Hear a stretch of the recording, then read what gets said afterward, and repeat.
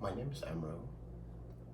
I'm here to share my story of coming out in a Muslim, Arabic, Middle Eastern family.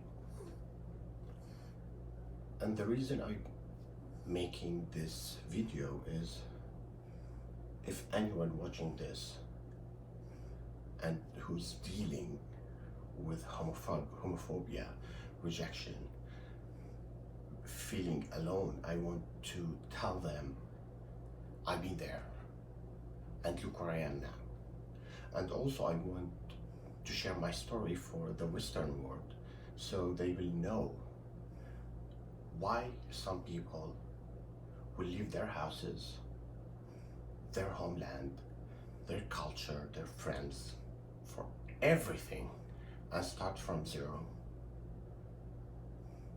Why?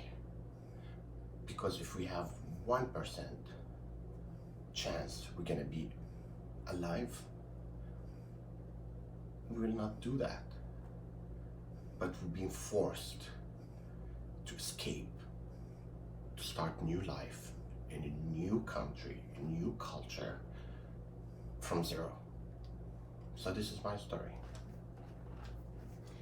I grew up in very Muslim religious family. I always knew I'd been different. I've been a ballerina. I was the only boy in my entire city who's dancing ballerina. But I knew I was different from everyone else. The first crush I had when I was in 6th grade, he used to watch me performing when I'm having big show. My family never show up, but he used to watch me from a far window from the stage in the school. He was like half Russian, half Syrian. His name was Yanis. I knew I had feeling about him. Then when I go to the 7th grades, I start to have a crush on guys, like just looking at them. Then I start to have my friends who we share the same sexual orientation. So I had my best friend was trans, like fully make up, wearing women clothes.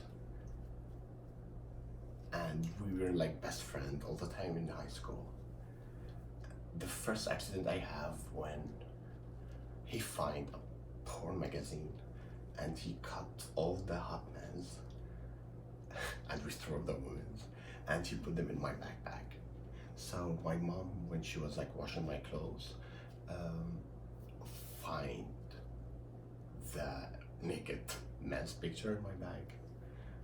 And that was the first accident we had. It was terrifying. My mom, she was furious. She didn't even look at them. She put all the picture under her and she sit on them and she was like, I'm too scared even to look at this. After like few beating sessions, I convinced that my friend Muhammad, he gave me this picture.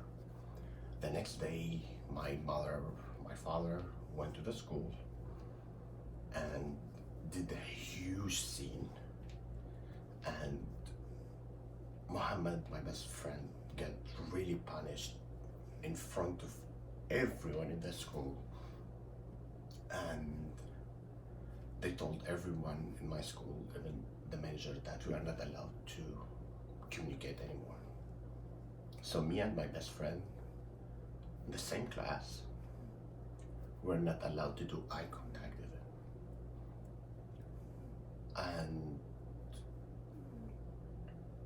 But we didn't listen. Like we used to write notes and to give it to other friends to be able to communicate. And if we were finding like a moment after school, we used to go to literally abandoned places, like next to the port or next to the, like when there's no one can see us together. Actually very dangerous places. Just to be able to walk together, to sing Spice Girls songs together, and to tell each other that we love each other. Then things get more complicated when my family like start to notice that I speak in different way. Like my father used to say, like, you need to walk in a specific way, you need to stop talking with your hand, you need to be more serious. And for me, since I was a kid, when they used to ask me what you want to be, when you grow up, what you want to be, first I want to be a baby Spice, I told them. The second time, I always want to be clown, so I'm always happy, I'm always la la la la la. And then one time my uncle saw me, I was dating a taxi driver, and he saw me going around with his car, and he told my family. Then things got really bad. I was not even allowed to go to the school because of the beating. They don't want anyone to report. I have like black eye destroyed. And after that, fast forward, I start to have like a few friends.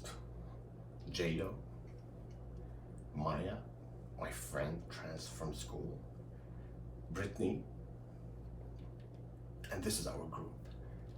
And we stay like friends, but still we cannot meet in public. We need to meet at someone's house or abandoned places. Because if my family saw me with anyone, they threatened them, even they could call the police on them. And they did it before they threatened, so they were too scared even to be with me. So, but when things go bad and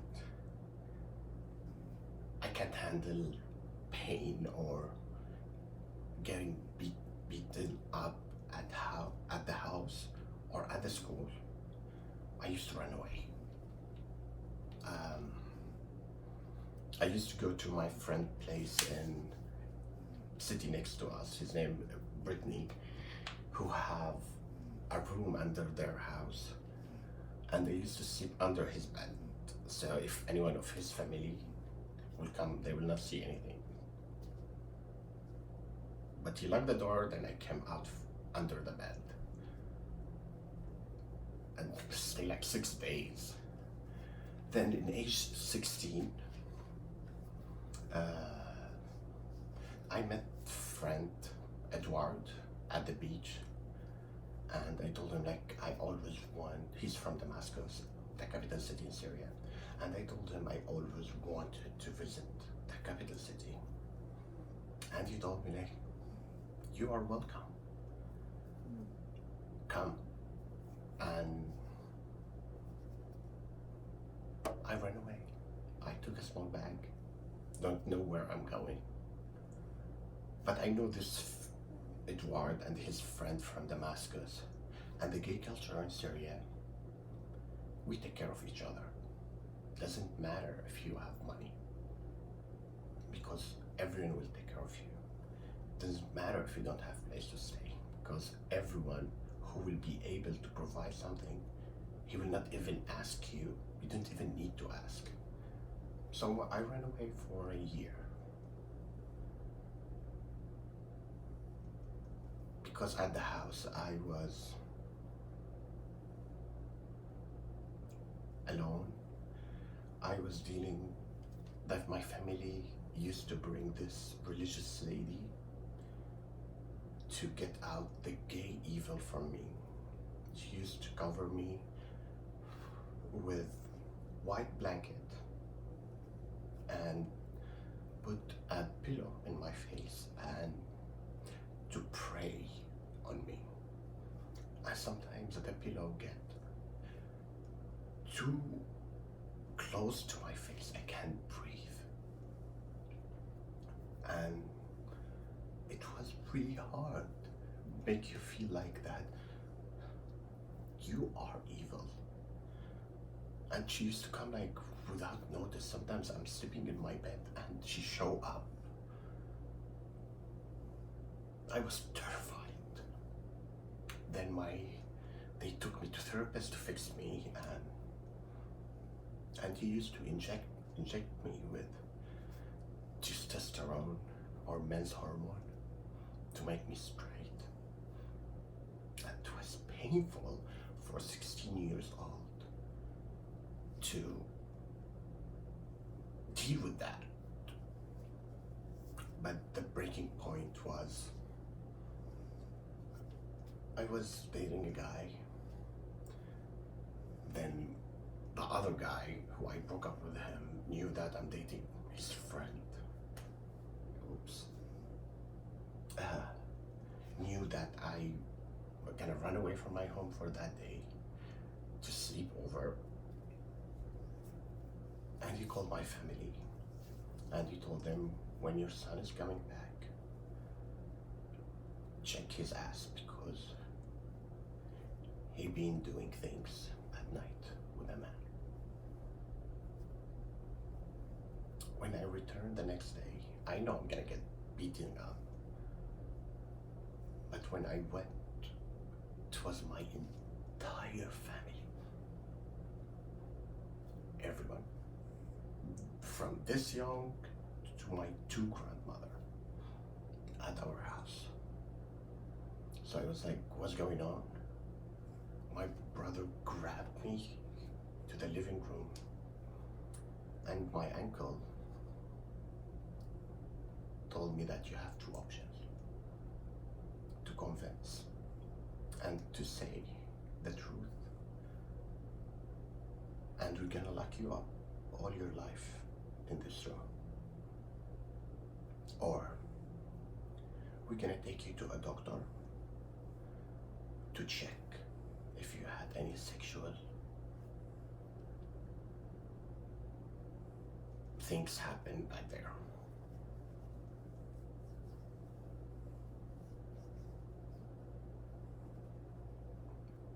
At that point, I don't know, like God sent you power. It's like superhero power. And I was like, this is not true. If you wanna check me, take me to the doctor.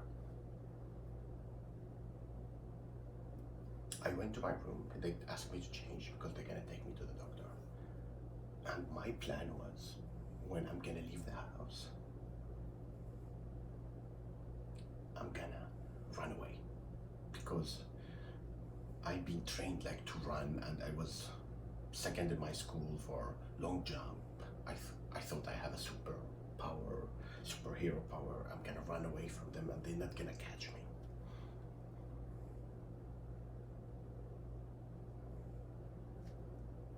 So I went to my room. I wore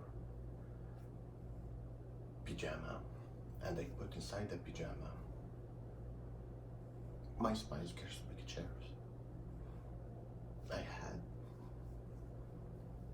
I had like saving like $10, and that's on all what I own, and that all what I felt that I can start life.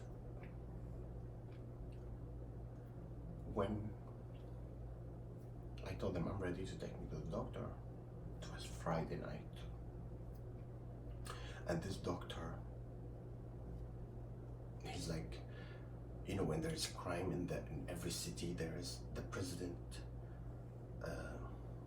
select one doctor for crimes or this kind of thing. So he's like the number 1 for any blah blah blah. It's like very big doctor. So they asked this doctor when they're crime to check about the body, or I don't know how to describe it, but Tabib Shar'i, his name in Arabic. When I told him I'm ready,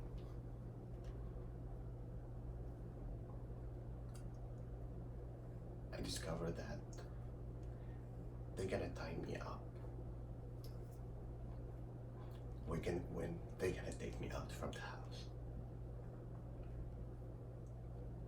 At that moment, I discovered that my chance of escaping does not exist anymore, and I'm going to die.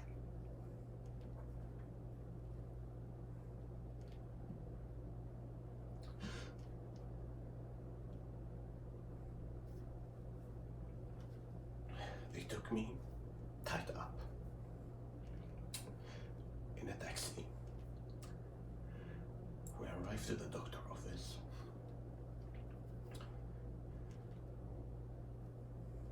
And my uncle looked at me and he said, "If you say you're gay, I'm gonna cut your head." And he showed me the knife. And he told me he would be proud and honored to cut my head.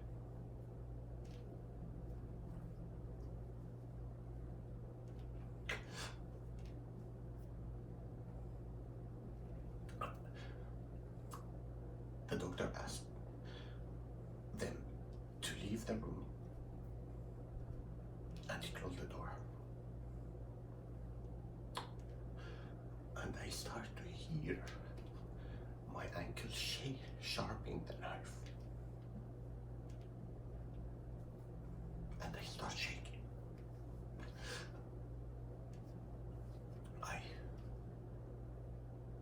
I was not shaking normal way. I couldn't stand.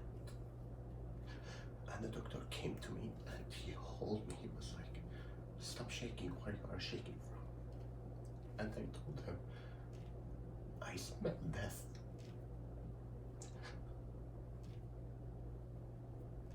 And I don't want to die. I have a lot of dreams. He told me, "Don't worry." He asked me to take off my pants, bend over. He put the gloves.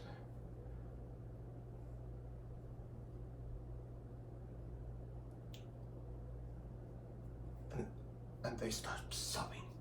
I was like, "I'm going to die. I'm not gonna meet the Spice Girls. I'm not gonna leave this shithole.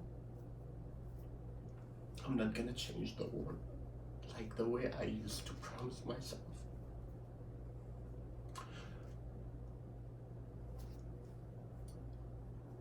After he finished doing whatever he was doing, he asked me to wear my clothes. So I'm wearing my pants, I'm putting again the Spice Girls pictures, and I put a favorite t-shirt here. And he asked them to come. So when they came to the room, slowly I was walking out, and I had a chance to run. Because everyone inside, and I'm at the door of the doctor's office. I can't run outside now. But I was like, let me hear it, and I still can't run. The doctor said to my father, "You need to be ashamed from yourself to bring your son here. I don't know if he will forgive you for doing this." Then my uncle told him, "We don't want to hear your speech. Tell us the result." Then the doctor said,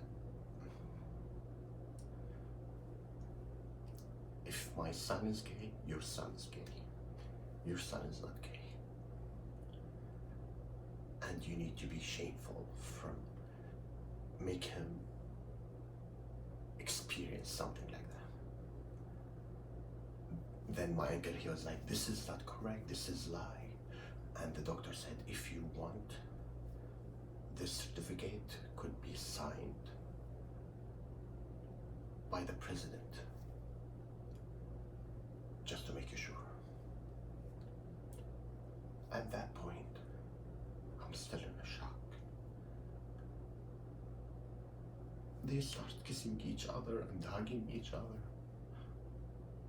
And I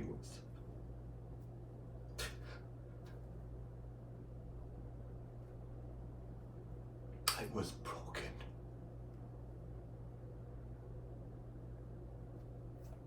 I looked to the doctor's eyes and they came to hug him, and I went down to kiss his shoes.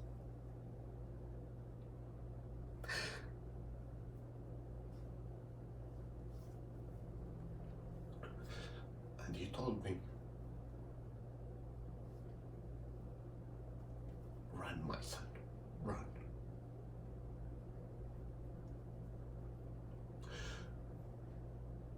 He grabbed me.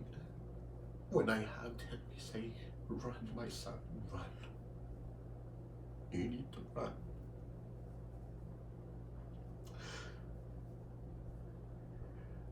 And all of them, they don't even notice us. And he said, "I helped this time. I can't help you another time."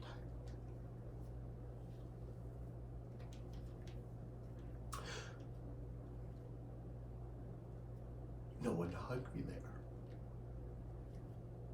They took me back to the house.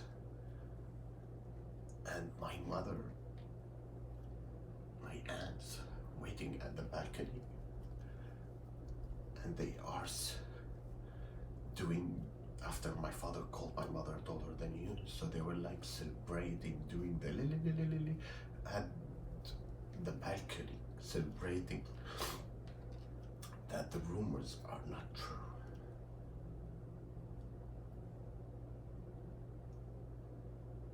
When I entered the house, I was in a shock.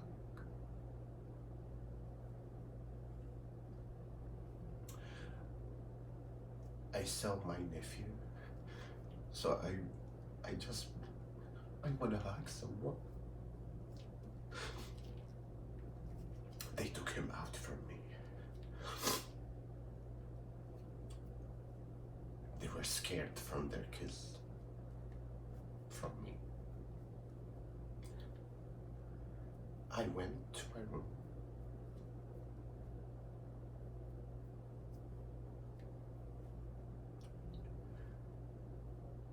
I was lost.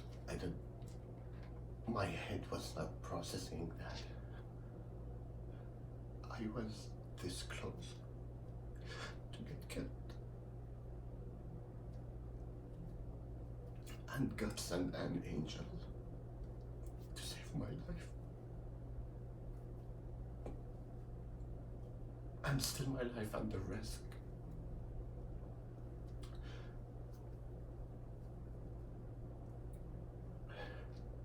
I left the house.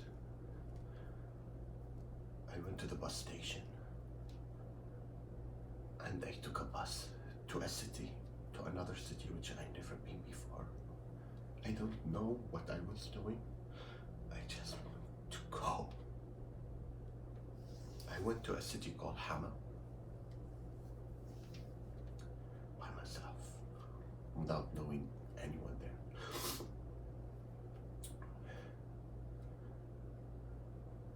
I stayed the night in a garden. I was not even afraid. I thought the garden, the public garden, will be safer for me than my own house.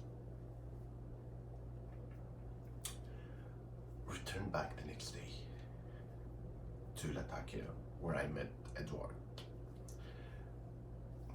Edward, my friend from Damascus, and I told him I always want to go there.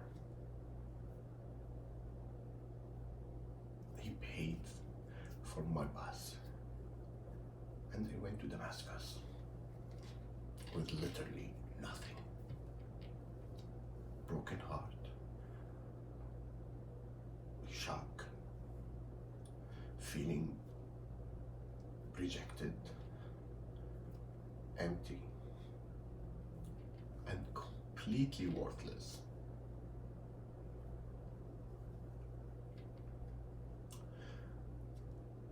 But when I went there, and they introduced me to the underground gay scene.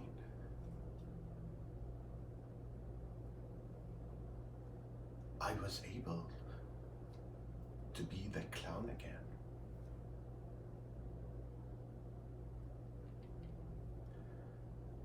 I was be able to smile. I was be able to laugh and to forget all that shitty situation I was with. So in the gay cult underground, the gay Syrian underground scene is, they do like, they rent like a villa outside the city, in abandoned place, so where we can be all together, safe, and we can dance, we can tell our stories, we can give support to each other.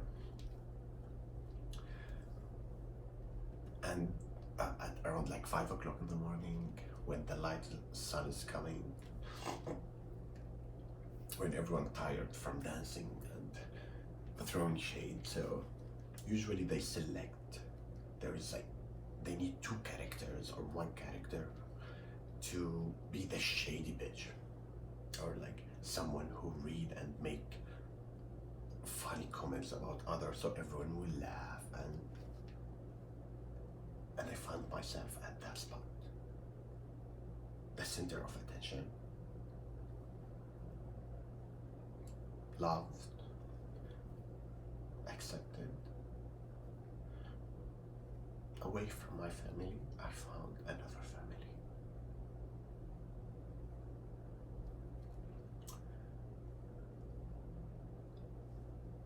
And I could be the clown. I can make people laugh. Because when I make people laugh, I see heaven. And I can't describe it. Like when I see people happy, make me be super happy. So I stayed there for 1 year. Remind me that I had a phone. My family didn't call me once.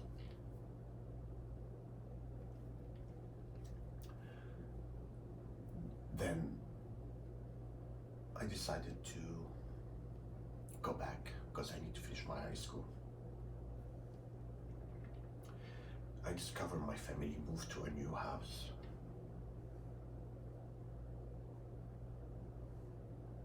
And they were a stranger. I was not invited to the family breakfast or lunch or dinner.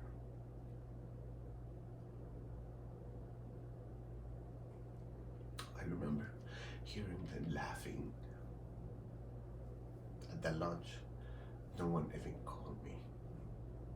I felt abandoned again, rejected.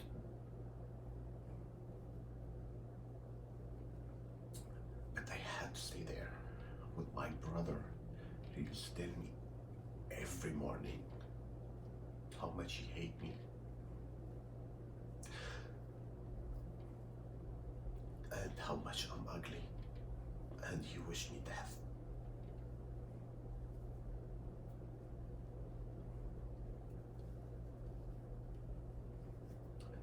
I tried to suicide a few times.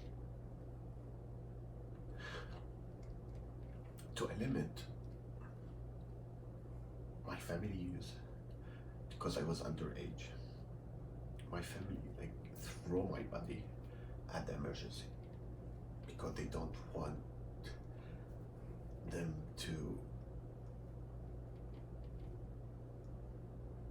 be responsible for something happen at the house. So they will say, this happened outside the house. This is not their responsibility. So it will be less responsibility on them for the police.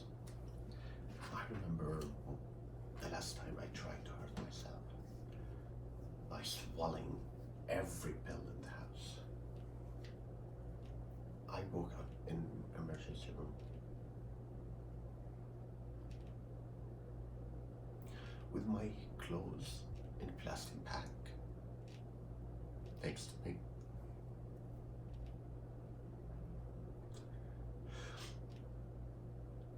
And there is a nurse next to me. She was like, why you are doing this to yourself?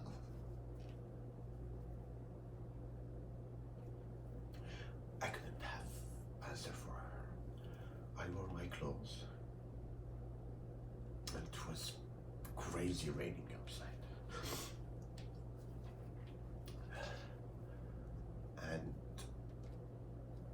when I left, I started screaming, oh God, like a crazy person. I said, like, why you don't want me to die? I can handle this.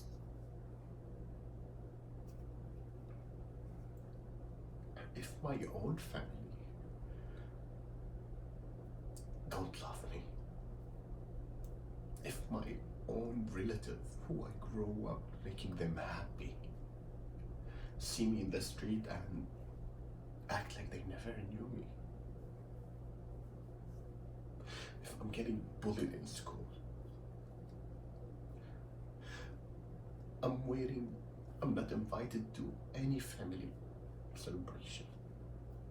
I used to wait for my family at my grandmother's house, which I was not allowed to come in the holidays. I used to wait downstairs, sitting on the stairs, waiting my family to leave.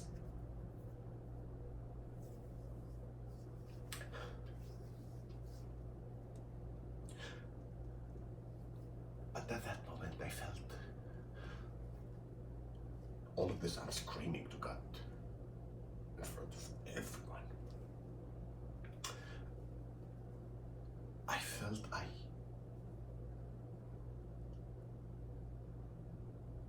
if I'm not dying now, that's meaning, and I said it in screaming, if you doesn't want me to die now, that's meaning you have a better life for me. And if you promise me you have a better life for me, I'm not gonna hurt myself anymore. And this will be the last time I'm gonna hurt myself. Went back home.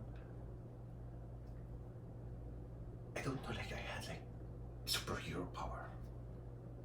And I was like, I need to focus, finish my high school, and I need to run.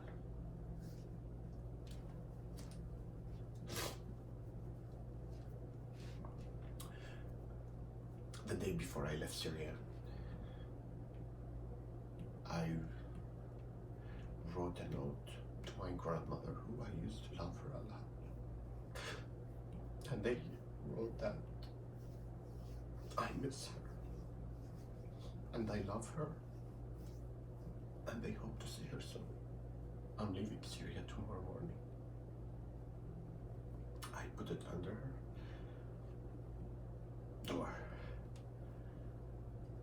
And my friends in Red Crescent give me $100. And they told me, go follow your dreams. The first mission is to run outside the country. Let me remind you, this is happening when the Syrian government was super strong. The border are on point. And at that age, because I'm not going to university, that I have to join the army. So I'm not allowed to leave the country. So I need to find a way to run away from border. I found this taxi driver who will let me, he have a way to go to a village. From the village, there's a river between Syria and Lebanon. So there's village here and village here. And these two villages, they marry from each other. So the borders people and like the snipers and everyone in control of border, they let them pass the river because they know they marry from each other. and they let it go for them. So when I left, so I arrived there, they asked me to change the way I was dressed to the way they dressed, and they had to ride the donkey with the guy, and he told me, now we're gonna cross the river on a donkey, but don't look to the right side because they know every one of them how they look like, because there's a bridge and there's snipers. And he told me that don't look to the right, just hug me and we're gonna pass the river.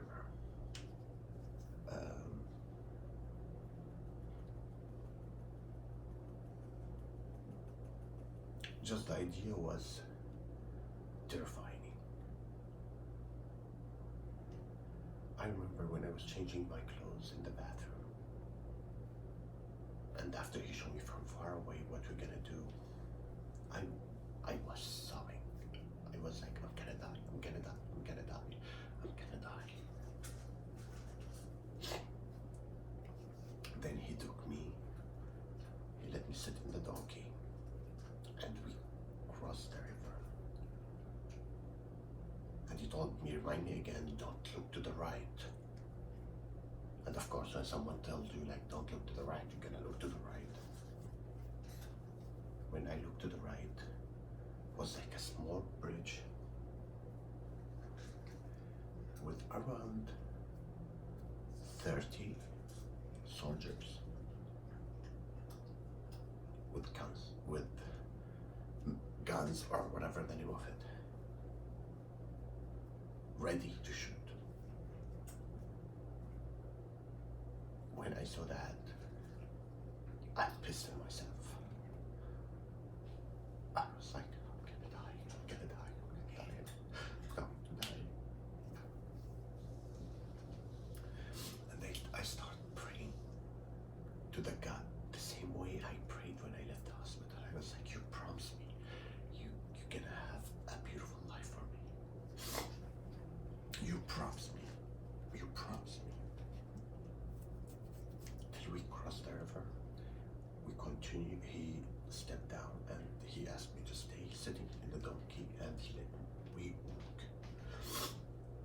till we reach like a house we can hide behind. And he asked me to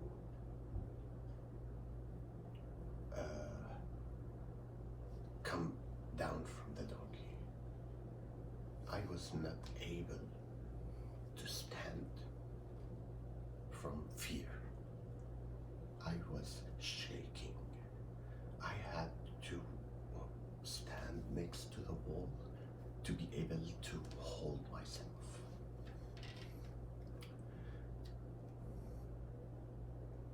And he left me with a small bag.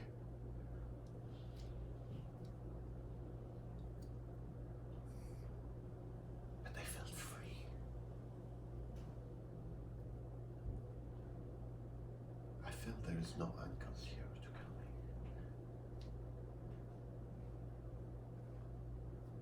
I sit on the floor and I start crying from happiness. Even though I don't know where I'm going, I don't have money to go anywhere, but I felt safe, and I stopped smelling the death smell for the first time in a long time. But I always believed that without money, I have 2 hands and 2 legs. I can work anything. I don't care. I can clean floors. I can wash dishes.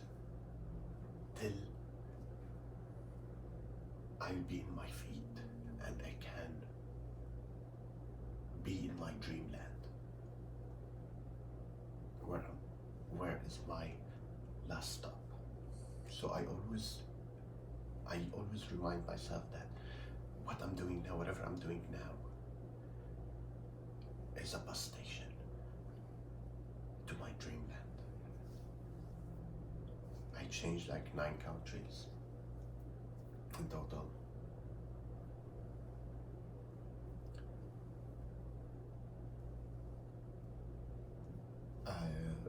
Before here, I was in UK, so I was studying there. Then I went back to Qatar to renew my visa. And when I was renewing my visa, I get rejected because the Syrian war started. I remember when I got the rejection, when you have a Syrian passport or passport from third world country, if you get rejection in your passport, it will destroy any chance for you to get any visa in the future. Because in the application they will ask you, have you been rejected before? When I got the rejection, I was sobbing in the street, walking, sobbing. I didn't care who's seeing me. I was like, where I'm going now? And after like being in UK and discover the meaning of freedom, discover that I can kiss someone in the street without anyone bother me. After the first test of freedom, now I can't get it back. I called my friend Rami. I couldn't understand anything I was saying because I was like, my ugly cry. He asked me to come over to his place, my friend Rami and Ali. And we're like, it's fine, you can apply after 6 months. And we were watching Ugly Betty. Then Rami and Ali say like, why don't you apply to United States? And they was like, they're not gonna accept me. It was student visa in UK and they didn't accept me, so now they're gonna accept me. And they're like, look to the life in New York. You can be fashionable, you can be free, you can start your new life. I applied for the visa without having 1% hope I'm gonna a visit visa, 1% to get accepted. After 3 days, I received my passport with visa to come here.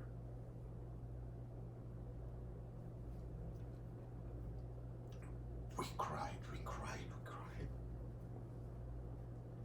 And I told my 2 best friends, like Rami and Ali, before I leave there, I was like, this is not a goodbye, this is see you later. Eventually, Ali died, my best friend Ali, after 1 year.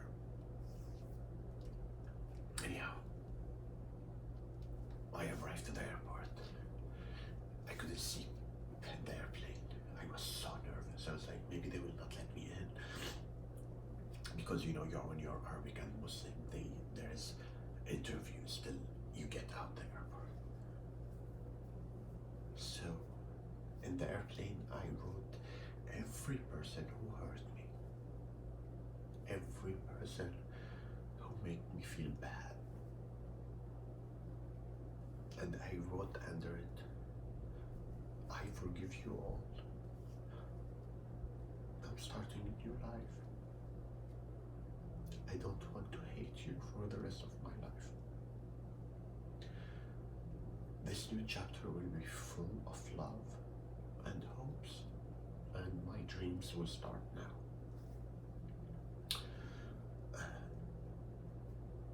When we land, I had 9 bags full of hopes and dreams, and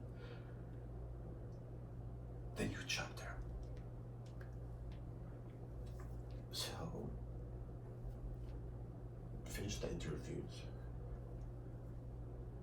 and the last check point at JFK, he asked me, "Are you coming in a visit visa?" I was like, "Yes." He was like, "Why you have 9 bags?" I was like, "I change outfits a lot." And he was like, "How often you change your outfit?" I was like, "Every 2 hours." And he looked at me, and my eyes was full of tears. I was begging from a human being to give me a chance. My last chance in life.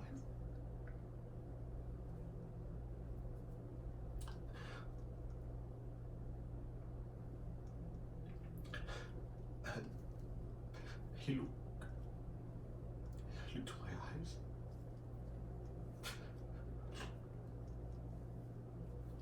and he said, "Enjoy your trip, sir. Have a wonderful day."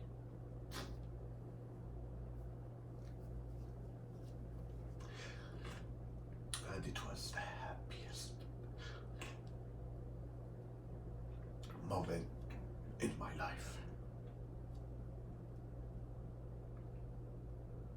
Happiest moment to a limit. I lost 1 bag. I didn't care. I just wanted to get out from the airport.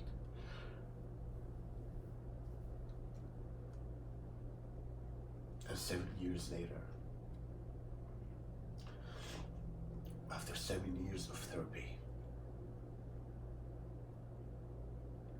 now I'm able to share my story.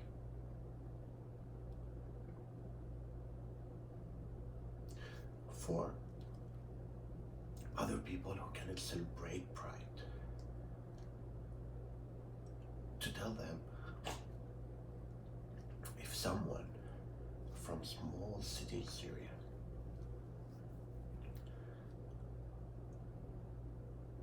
deal with this and was able to follow his dreams and to be success in New York fucking city, everyone can do it. Just follow your dreams. Don't let any motherfucker make you believe that you are worthless, or you are ugly, or you are nothing, because you are not. You are, always believe you are a gift from God, and don't let any motherfucker change that idea about yourself. Whether you are straight, gay, queer, whatever, don't let anyone affect yourself, the idea about yourself. Follow your dreams. Nothing impossible. We create our own luck, and all the struggles we've been through is for our own advantage. So when everyone at work get tired, we still have the fire and the determination to work harder, to prove to everyone that we are worth this job and we deserve it. Also, this video for people who never experienced this, so they will know now why we leave our countries, why we leave our homeland, where we can speak our language, where we had the first kiss, where we can play our music, where we don't need to do immigration interviews, where we don't need to be stopped at the airport when they see your travel document and to do 3-4 interviews before your flight. This is why we leave our countries. And each one in this planet, his job is to do even small thing to help people who cannot be themselves. Everyone job, even a small donation for any organization who will help them to give a hope for someone so he can start his life and make the world a better place. This is my story. I hope you learned something. No? I hope I didn't talk a lot. And happy Pride.